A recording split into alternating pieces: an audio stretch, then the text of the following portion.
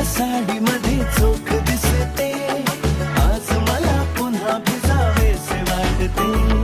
कच्ची वरून कशी दिसते, आज मला तिला पाहावेसे वाटते.